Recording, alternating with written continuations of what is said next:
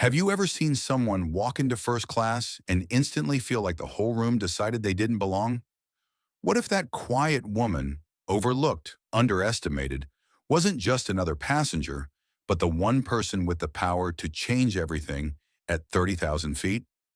Before we dive in, let us know. What time are you listening to this and where are you? Drop a comment below. We'd love to hear from you. The morning sun barely broke through the tall windows of the first-class lounge at Atlanta's airport. It wasn't bright, just enough to paint a soft golden hue on the marble floor and polished wooden accents. The place was quiet, too quiet for its size, with its leather chairs and soft jazz humming in the background. Odella Thorne sat near the window, a hardcover book resting open on her lap. She wasn't reading much, just holding it. Her eyes kept drifting to the people around her, men in navy suits with gleaming watches, women with designer handbags checking stock portfolios on tablets. Everyone seemed to belong, except her. She wore a soft gray overcoat, frayed slightly at the sleeves, and a wool scarf wrapped neatly around her neck. Her hands were folded gently in her lap, weathered but graceful. Her skin was the color of deep mahogany, her silver hair pulled back into a bun, and there was something steady in the way she sat, quiet but not invisible. People noticed her. Not because she made a scene, she didn't, but because she didn't fit. A few glanced her way, then to each other, like they were playing a game of "Who's she with?"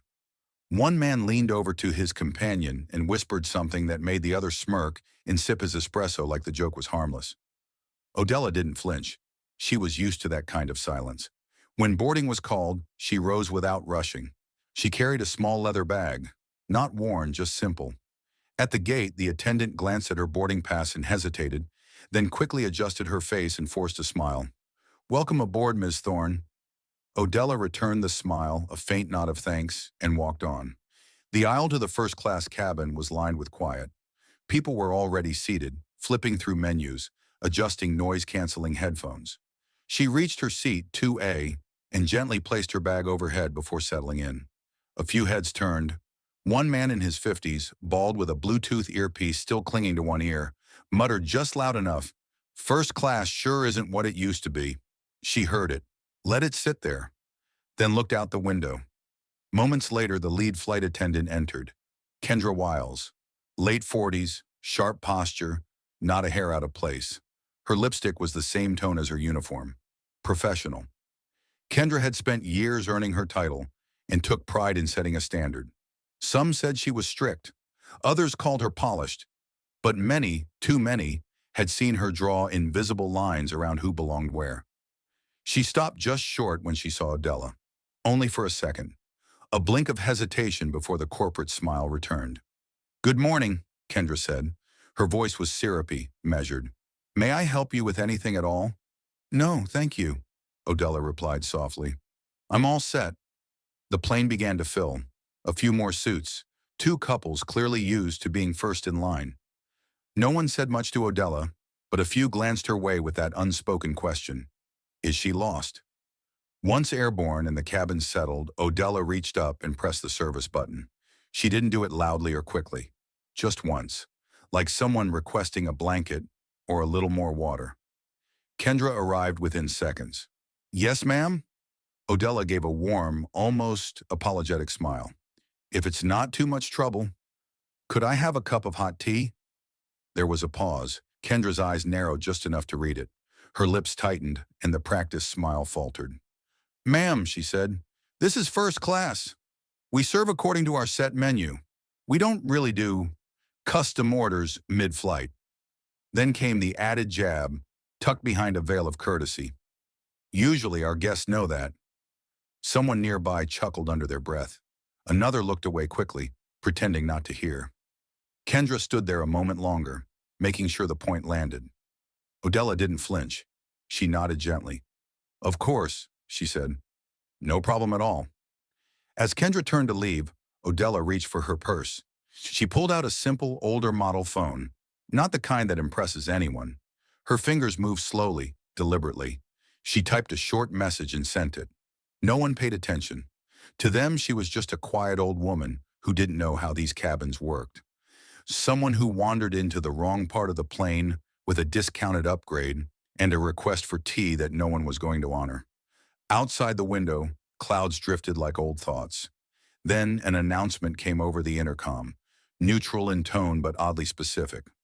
Lead flight attendant, please report to the flight deck. Kendra frowned. That wasn't normal. She turned sharply and made her way toward the front of the plane, heels clicking just a little faster than usual. Back in seat 2A, Odella closed her eyes.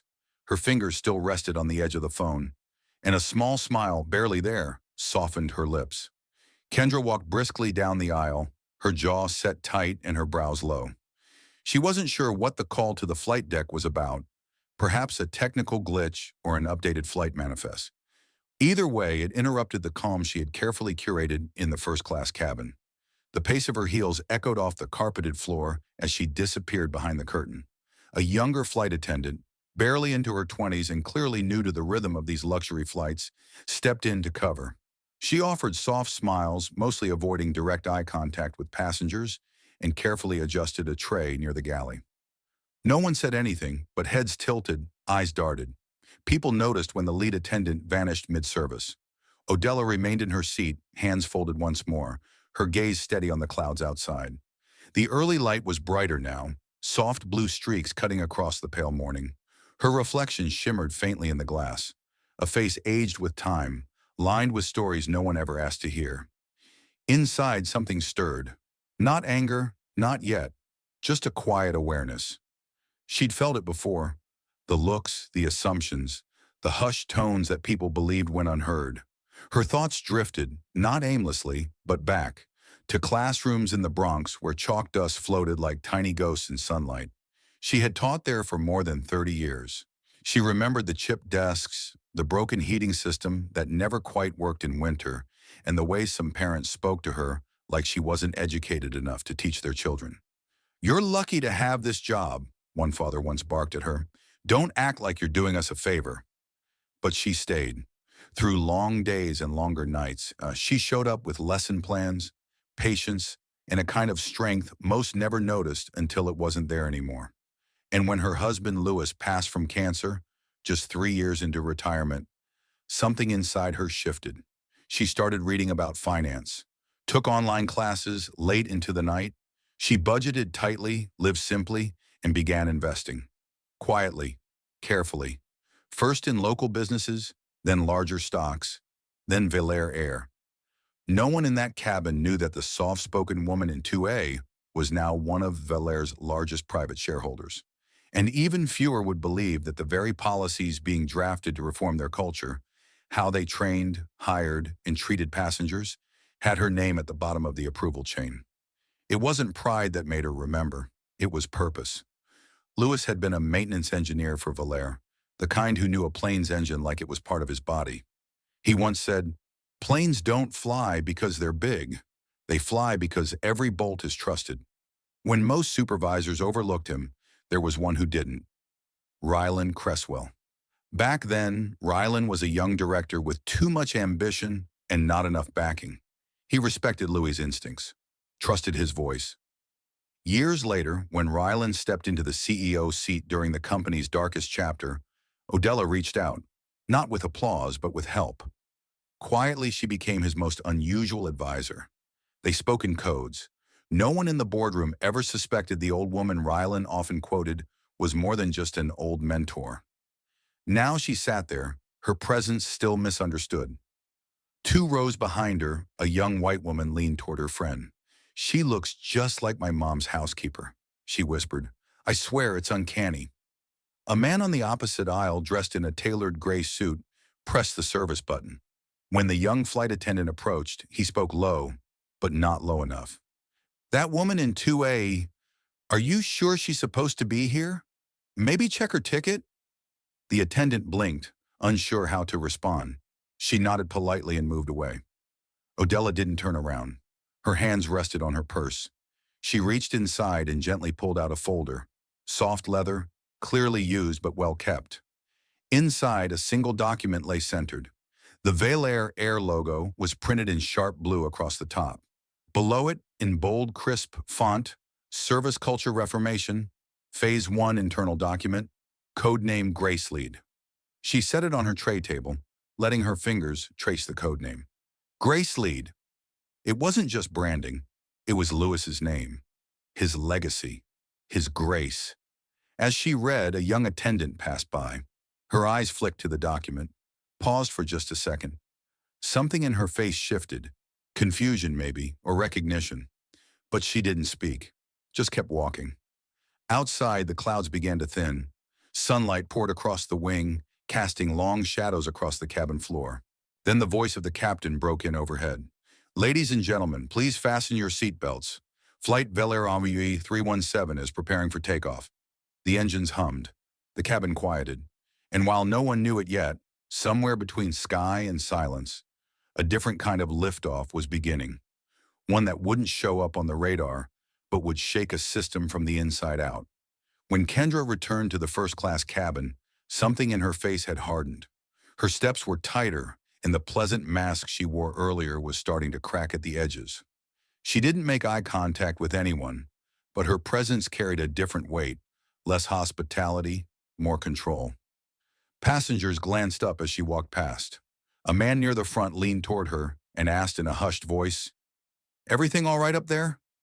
She didn't break stride. "All under control.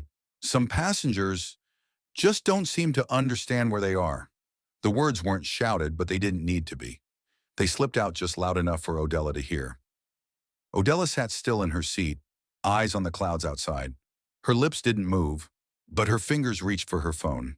She opened the Notes app. No photos, no recordings, just words, and began typing. One line at a time, steady and precise. A man across the aisle, older, maybe in his 70s, leaned slightly toward her. He wore a navy cardigan and wireframe glasses. His voice was kind. "Ma'am, are you a reporter?" She looked at him, almost amused. "Not exactly," she said, "but I do like to write things down, especially when people forget they're being watched." The man gave a slow nod and leaned back. "That's fair," he said. A few rows back, more whispers began. A woman with perfectly styled hair leaned toward her seatmate and asked, "Is that her real seat? Like, does she actually have a first-class ticket?" None of them asked Odella directly. They rarely did. They asked the air around her, hoping someone would answer on their behalf. Then Odella pressed the call button again, not frantically, just one small request. A second chance for courtesy. Kendra approached. This time her smile was gone. "Yes, ma'am?" Her tone was clipped. "I'd like a glass of water, please." Kendra sighed, barely disguising her irritation. She returned a moment later and set the cup down harder than necessary. The water nearly spilled. She leaned in, voice low but laced with edge. "Our premium service doesn't include personal water runs for every guest. Ma'am, I suggest you be a little more considerate." Odella looked up at her then, really looked. The warmth in her eyes was gone, replaced by something cooler. Not cold, just clear. She didn't speak, but in that silence something shifted. In row 1C, Karen Vanlo adjusted the silk scarf around her neck. She was a name that carried weight, donor events, board seats, charity auctions. She'd watched the exchange with narrowed eyes and a growing frown. A few taps on her phone later, she'd sent a message to a regional operations manager she knew personally. "There's a woman in 2A. Something seems off. Can you check?" The manager, not wanting to cause a stir, sent a note down to the in-flight lead. "Discreetly verify passenger 2A. Handle with care if there's an error." Now the misunderstanding wasn't just about service. It was logged, official, and headed toward escalation. A new attendant, barely more than a girl, approached Odella nervously. She looked like she'd rather be anywhere else. "I'm sorry to bother you," she began, voice thin. "There's been a systems issue. May I just see your boarding pass again?" Odella nodded without a word. She reached into her bag, pulled out the boarding pass, and handed it over. Then with quiet care, she added something else. A card. Black. Embossed. Edges trimmed in silver. The young woman turned it over and read the front. Belair Air. Executive owner, access. She blinked, then looked back at Odella, unsure. "This is real?" she asked. Odella offered a soft, measured smile. "Keep it," she said. "You'll understand soon enough." The young woman stood frozen for a second, then turned and walked briskly to the rear galley. The curtain rustled shut behind her. Within seconds, murmurs rippled through the crew. The lead attendant in the back took one look at the card and reached for the intercom. "We've got a serious situation," she said. "Passenger 2A is the new owner."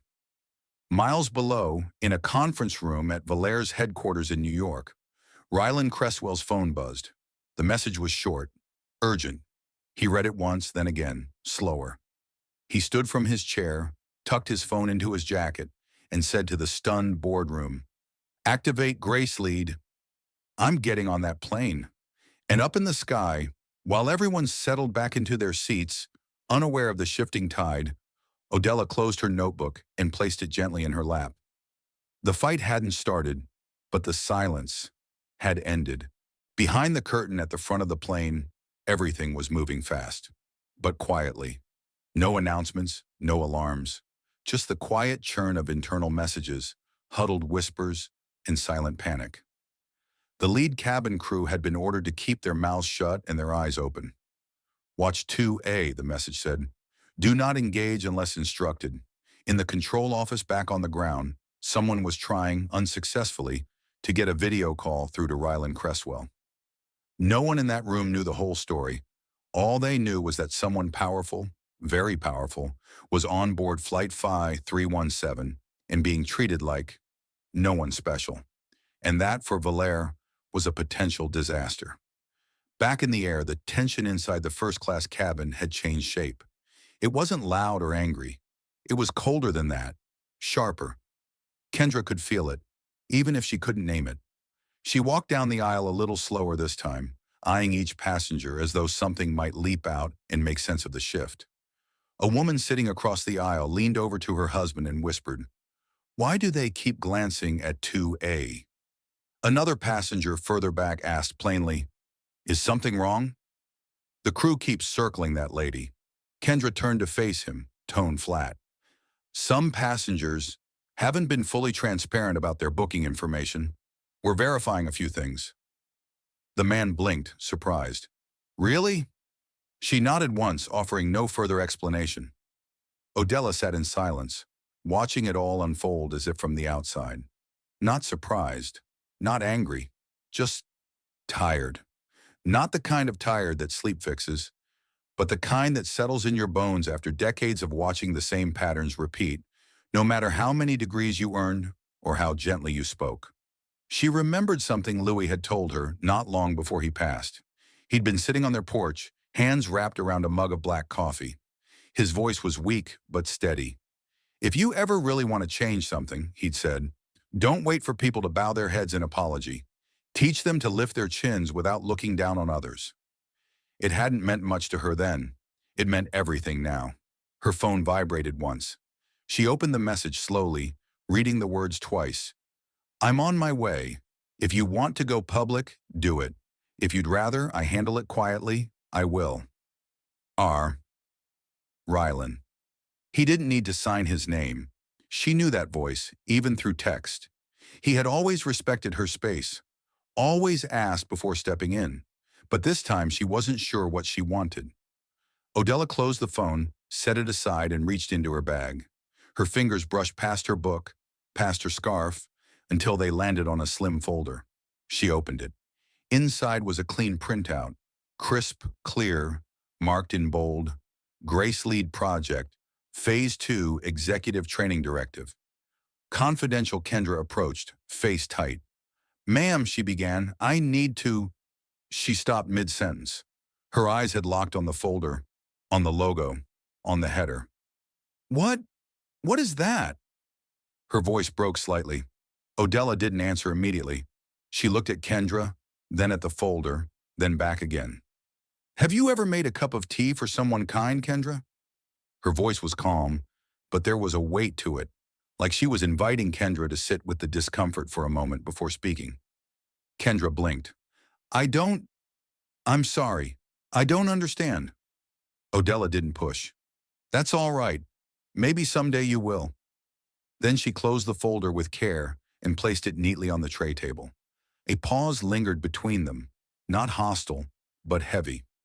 Outside, the clouds had flattened out into a soft white sheet. The plane hummed smoothly at cruising altitude, but inside, nothing felt stable anymore. At Valaire's headquarters in New York, a senior officer had just stood from his chair mid-meeting. "We've got a report," he said. "Chair Thorne's on board V317, and she's not being treated as herself." The room froze. Someone asked, "What do we do?" Another answered, "Pray she hasn't decided to go public yet." Back on the flight, Odella reached for a pen. She clicked it once, then flipped open the folder again. At the bottom of the directive, a space was left blank for authorization. She filled it in. "Approved for immediate implementation, Nemo Thorne." Her signature was small, clean, unhurried. And just like that, from seat 2A, midair between two cities, the real flight began. Not the one listed on any boarding pass, but the one that would land in every office, every training room, every cabin crew meeting across the company. This wasn't just about her tea anymore. It never was. The morning light spilled through the small windows of the first-class cabin, soft and golden, like a memory trying to return. There was a hush over everything, the kind of quiet that didn't feel peaceful, just expectant. Forks clicked against plates. Screens flickered with muted news. Every so often, someone's eyes drifted to 2A, but they always looked away just as fast. A couple in the middle row whispered without moving their heads. "There's something about that woman," the man said, his voice barely a breath. "I feel it too," his wife replied, "like we've all missed something." Odella heard none of it. She was focused on the folder in her lap. The ink on the signature line had dried now, her name resting in bold black script at the bottom of the reform directive. She let out a slow breath, her thumb pressing gently into the edge of the paper. She'd promised herself, all those years ago, when she signed her first contract with Valaire as a silent investor, that she wouldn't need the spotlight, that she could make change from behind the curtain. Quiet power, influence without ego. She believed in that. But now she wasn't sure. Because watching people like Kendra flourish unchecked, watching systems stay broken because no one was willing to lift the curtain, what good was silence then? She looked at her hands, how steady they still were. Then she asked herself the one question that had no soft landing. If I say nothing, am I any different than them? Elsewhere on the plane, the storm was forming. Quiet, digital, invisible. A junior IT staffer had flagged a passenger alert on 2A. The system showed an executive access card, but someone tagged it unverified. And just like that, the word risk entered the internal thread. By the time it reached mid-level managers, the story had warped. A high-profile passenger, unclear identity, possibly leveraging influence, possibly recording, possibly preparing to sue. A whisper in the wrong Slack channel became a blaze. Screens lit up in back offices, legal teams queued up draft responses, and two public relations staffers began preparing a generic press statement. Valaire regrets any misunderstandings and values each of our guests. None of it was true, but the damage was already rolling forward. Back in the cabin, the young flight attendant, the same one who had seen the black card, the folder, the calm, stood just outside the galley, shoulders tight. She was the lowest ranked in the team, and she knew it wasn't her place to speak. But watching her coworkers twist themselves into knots over assumptions made her feel sick. She remembered the look in Ms. Thorne's eyes. Not proud, not angry, just done. She stepped into the aisle and took a breath. "Excuse me," she said. Her voice trembled, but she didn't stop. "Everyone, may I have your attention for a moment?" Heads turned slowly. No one spoke. She stepped forward, her eyes landing briefly on Odella before looking out across the room. "I need you to know something. The passenger in seat 2A, she's not just another guest. She is the chairwoman of Valaire Air, Miss Odella Thorne." The silence wasn't dramatic. It was complete. One man dropped his spoon into his fruit cup. Another woman froze mid-bite, the fork hovering inches from her mouth. Odella didn't move. She didn't blink. Kendra, halfway down the aisle, stopped in place.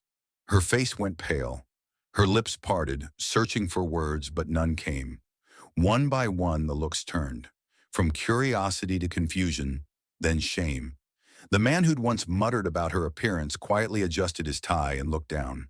The woman who'd compared her to a maid stared into her lap, lips pressed tight. And Kendra?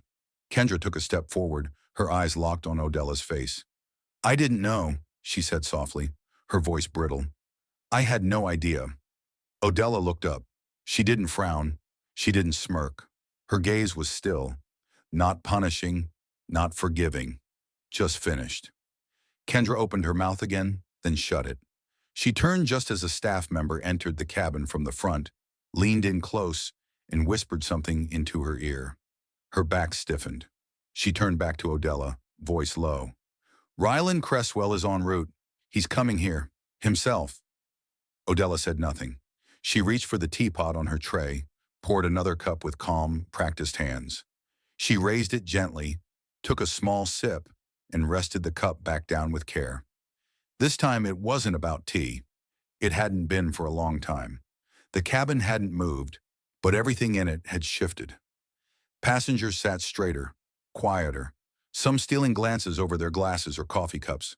Others pretended to be lost in screens, though not one page had turned, not one movie progressed. The silence was no longer polite, it was stiff with realization. And at the center of it all, in 2A sat the woman they'd misjudged. Kendra stood frozen near the galley for a moment, the weight of her own breath heavier than the air around her. She adjusted her collar, drew a slow inhale, and walked toward Odella with a stiffness that betrayed nerves. She stopped just short of the seat and lowered her voice. I didn't know. If I said something out of line, if I made you uncomfortable, I apologize. Odella turned her head and looked up at her. Not dismissive, not triumphant, just clear. You don't need to apologize for not knowing who I am, she said calmly. You need to reflect on why you thought I didn't belong, not because of what I did, but because of what I looked like. The words didn't rise in volume, but they cut deep. Kendra's lips parted slightly, a weak defense forming before it fully crumbled. I was just doing my job, she said. We're taught to assess, to maintain standards. There's pressure to read people quickly.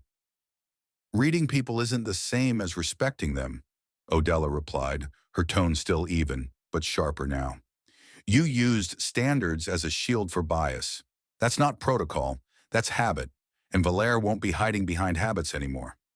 A tray behind them rattled. One of the junior attendants flinched, nearly dropping a stack of napkins. Kendra stood silently, no longer protesting.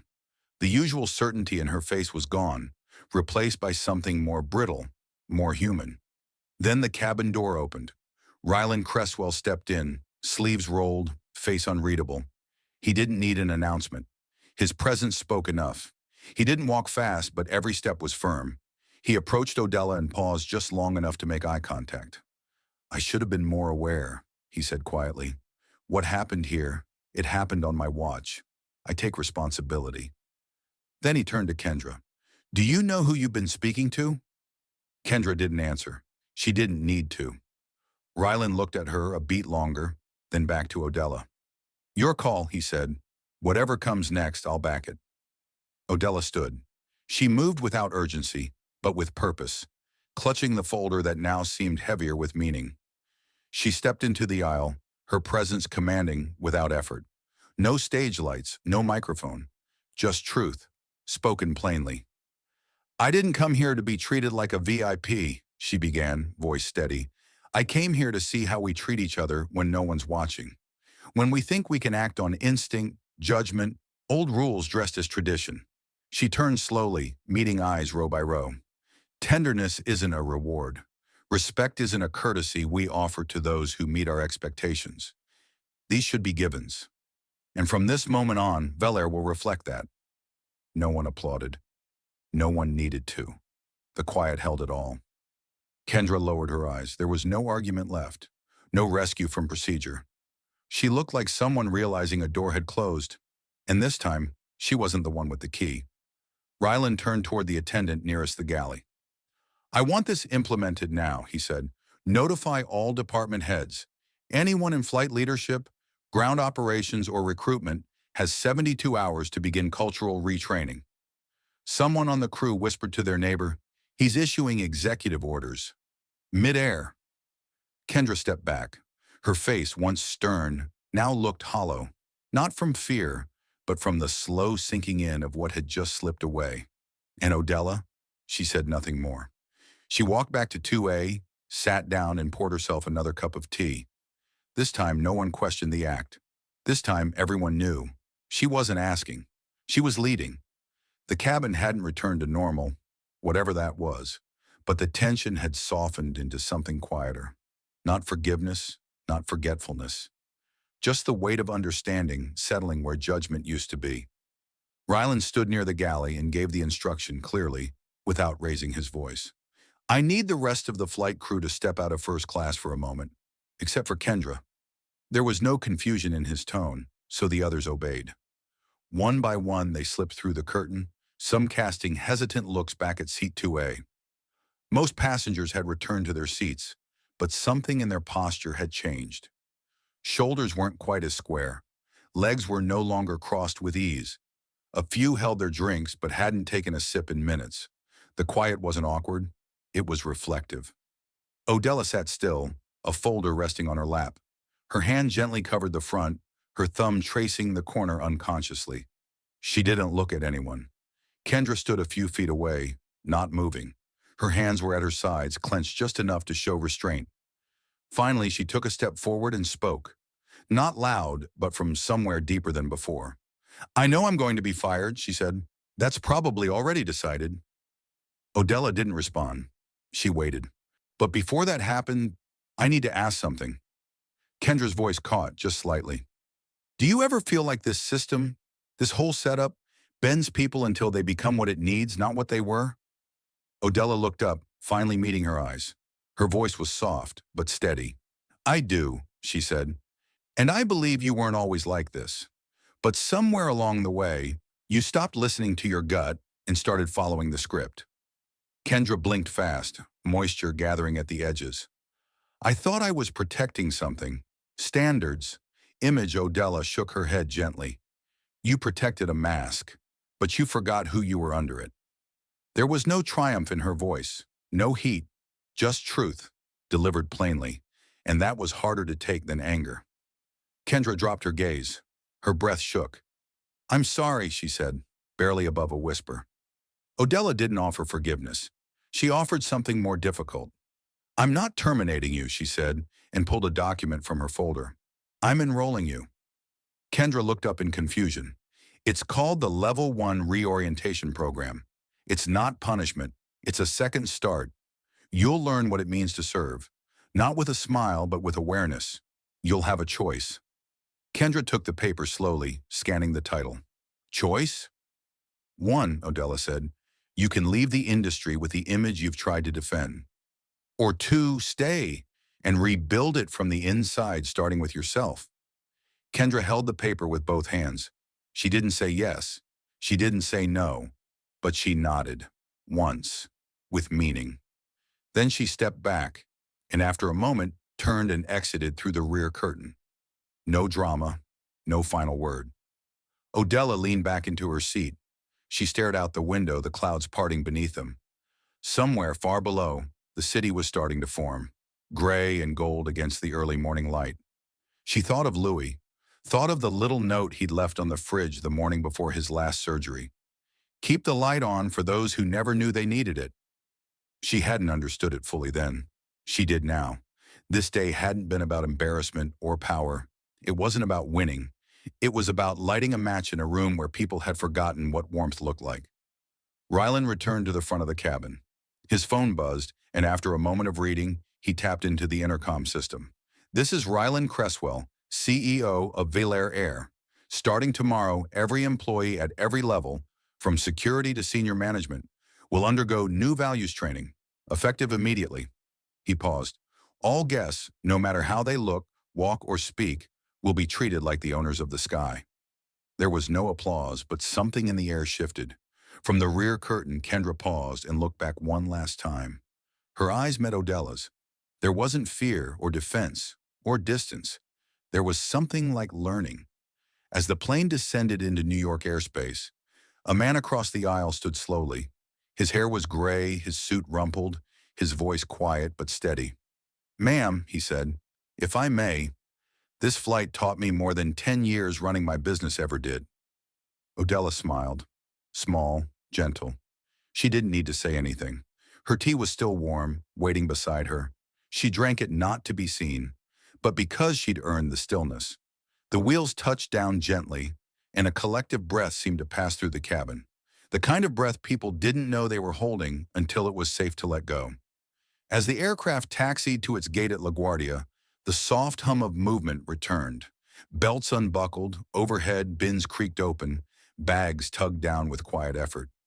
But this time no one rushed. The first-class curtain was pulled aside. A gate agent stepped in, her voice polite and practiced. "Welcome to New York." People stood, gathered their things, and turned, not toward the exit, but toward 2A.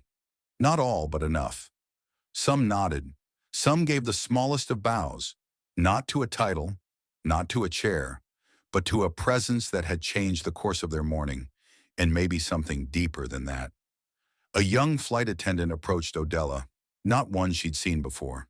Nervous, fresh-faced, holding a tablet tucked under her arm like a school folder.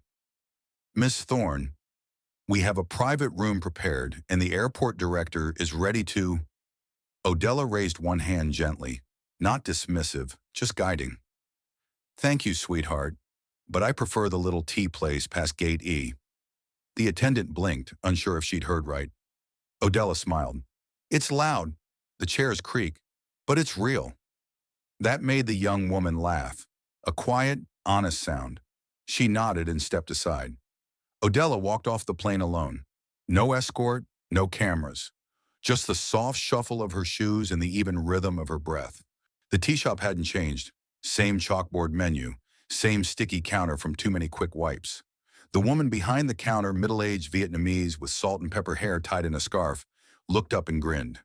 "You're back," she said. Odella grinned right back. "You still got Earl Grey?" "You asking like I ever stopped." She poured the tea slowly, placed it on the old wooden tray, and handed it across the counter like passing a secret between friends. Odella took a seat by the window. The world outside moved fast. Businessmen rushing to gates, parents juggling strollers, announcements bouncing off the walls.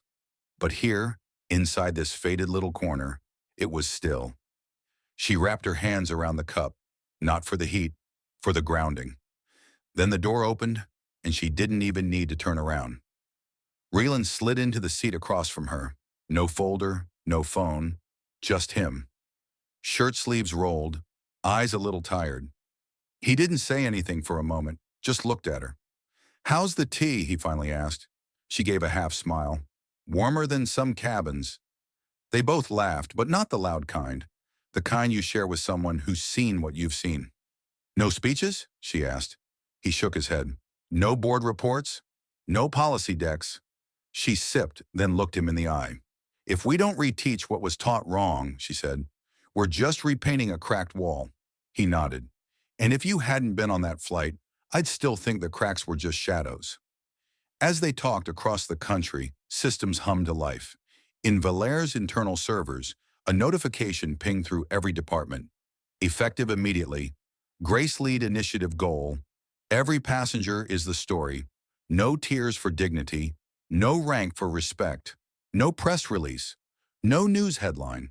Just a quiet reset in thousands of inboxes.